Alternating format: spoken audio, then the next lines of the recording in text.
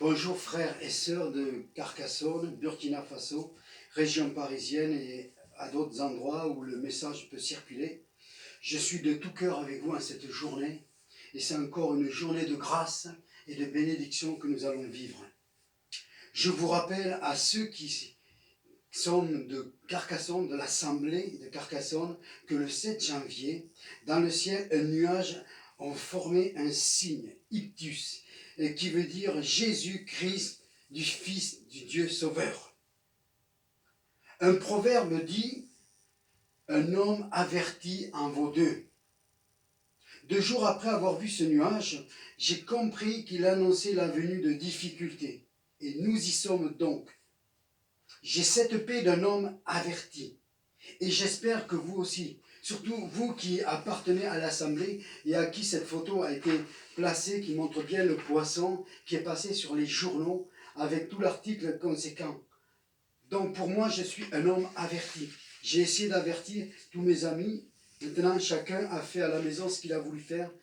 Mais je pense qu'il fallait se placer devant Dieu pour voir s'il avait quelque chose à nous dire. Maintenant, nous sommes là. Et ce que je vous demande, c'est que nous allons faire tout ce qui est humainement possible pour se garder de ce mal. Je dirais, pour être biblique, de cette peste. De grâce, n'écoutez pas n'importe quoi. Jésus a dit, veillez et priez, méditez. Ma parole, c'est cette parole qui doit devenir votre pain quotidien chaque jour. Ce n'est pas en chassant tous les démons de la terre que nous empêcherons la prophétie biblique de s'exécuter. Elle accomplira certainement la volonté de Dieu. Donc ce qui doit arriver, va arriver. À nous de veiller et de nous tenir dans la présence de Dieu. Jésus avait par exemple prévenu ses apôtres des épreuves qui accompagneraient leur ministère. Ils les ont traversées les unes après les autres. Et cela, c'est de la foi. C'est la force de la foi. C'est la force de la piété. Ce que nous trouvons dans Timothée. Je vous conseille de lire ces épîtres. Pour finir, faisons une lecture dans Luc chapitre 7, verset 18. Il s'agit de Jean-Baptiste. Jean fut informé de toutes les choses qui se faisaient. Il en appela 2 de ses disciples et les envoya vers Jésus pour lui dire, es-tu celui qui doit venir ou devons-nous en attendre un autre? Arrivés auprès de Jésus, ils dirent, Jean-Baptiste nous a envoyés vers toi pour dire, es-tu celui qui doit venir ou devons-nous en attendre un autre?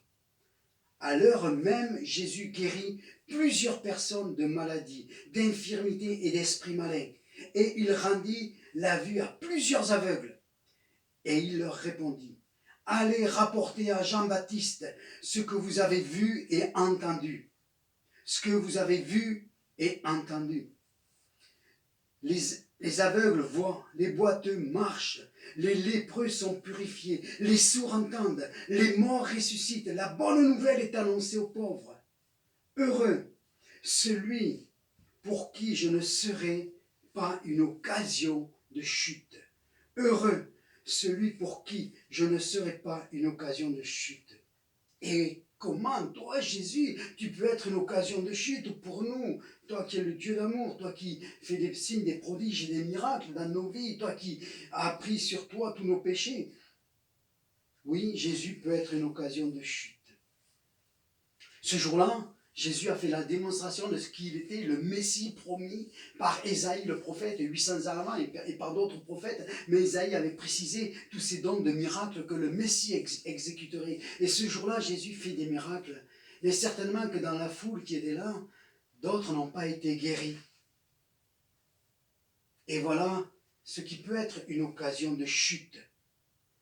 Nous aussi, nous pouvons, quand nous ne voyons pas une bénédiction venir ou une requête que nous avons demandée à Dieu et que nous ne la voyons pas venir vers nous, alors cela peut être aussi une occasion de chute et de manque de foi. Quand Jésus nous dit de porter la croix pour le suivre, c'est-à-dire une consécration totale, un disciple accompli, certaines trouvent là une occasion de chute. quand il s'agit de s'engager.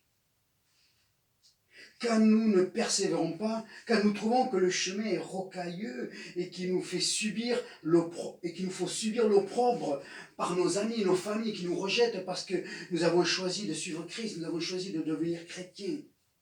Là aussi, nous y trouvons une occasion de chute, c'est-à-dire de ne pas croire. Frères et sœurs, ce virus qui nous touche tous, que ce soit le monde croyant ou incroyant, peut être pour nous une occasion de chute, du moins pour quelques-uns. Car nous sommes dans l'incompréhension, surtout si nos yeux n'ont pas été fixés dans les Écritures, qui nous parlent de ces choses qui doivent arriver. Nous ne devons pas être surpris. Jésus a dit, je vous ai tout dit.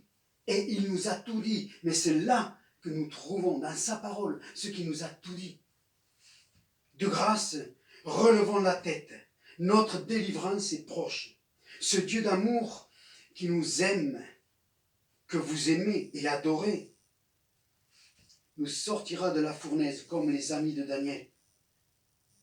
Jésus est avec toi dans le confinement de ta maison et tu peux sentir sa présence. Je te le dis parce que je le crois. Amen. Amen. Demain, je vous retrouverai et je ferai une sainte scène. Ceux qui voudront par la foi la feront avec moi. Nous vivons des instants particuliers et nous devons nous adapter aux circonstances. Comme le pasteur Von Bram, alors qu'il était en prison, en Roumanie, et il était avec quelques frères, mais il n'avait ni vin ni pain.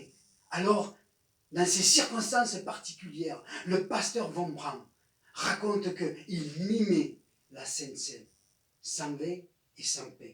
C'était une occasion particulière. Soyons des disciples et adaptons-nous aux circonstances par la foi et dans l'amour. Amen. Seigneur mon Dieu, je te rends grâce ce matin de ce que je suis en communion avec mes frères et mes sœurs.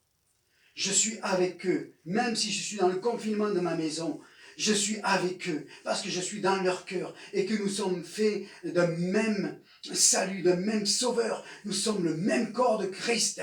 Alors ce matin, je te remercie et je bénis la journée pour chacun, qu'elle soit une journée de joie, qu'elle soit une journée d'allégresse, qu'elle soit une journée où encore aujourd'hui, nous pouvons avoir des raisons de te louer et de t'adorer notre Dieu.